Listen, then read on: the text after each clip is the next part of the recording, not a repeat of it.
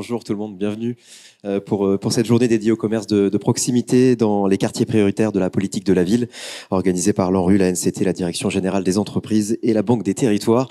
Et je passe tout de suite la parole à Henri Prévost, directeur général de la NCT.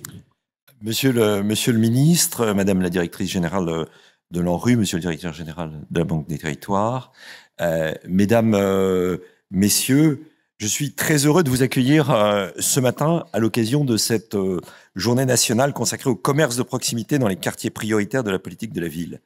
Et je veux d'abord, évidemment, remercier l'ensemble des partenaires avec qui nous avons pu organiser conjointement cette rencontre, l'Agence nationale pour la rénovation urbaine, la Banque des Territoires, ainsi que la Direction générale des entreprises.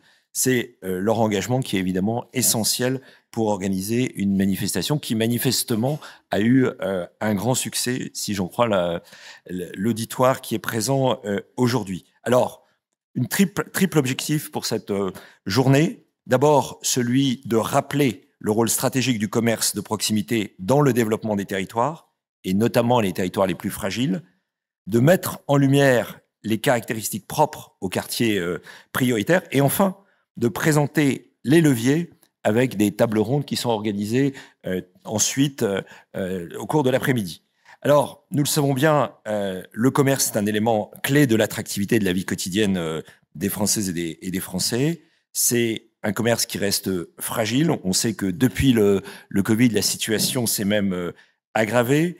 Les commerces sont parfois vieillissants. Ils ne répondent pas toujours non plus aux attentes des habitants.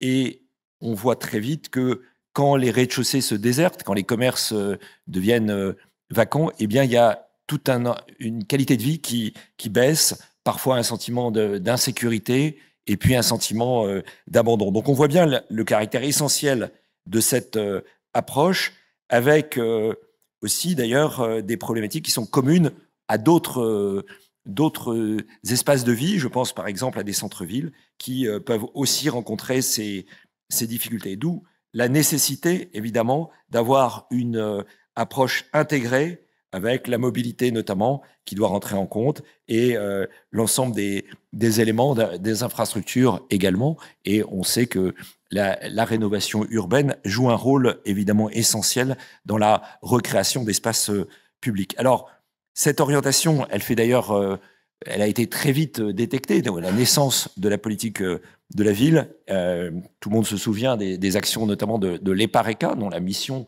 ensuite a été reprise par l'ANCT au moment de la constitution de l'agence. Et puis, il y a des leviers nouveaux. Il y a évidemment la reprise dans les contrats de ville. Il y a aussi le fonds de restructuration des locaux d'activité. Je sais que c'est un sujet d'actualité et qui est aussi un levier puissant pour accompagner la rénovation des commerces.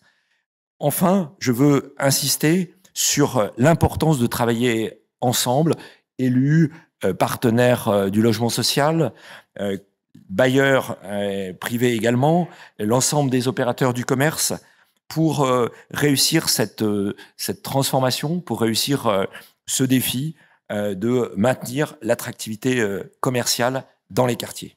Voilà en quelques mots ce que je voulais vous dire. Encore vous souhaiter une très bonne journée productive en échange. Et maintenant, passez la parole à Monsieur le ministre.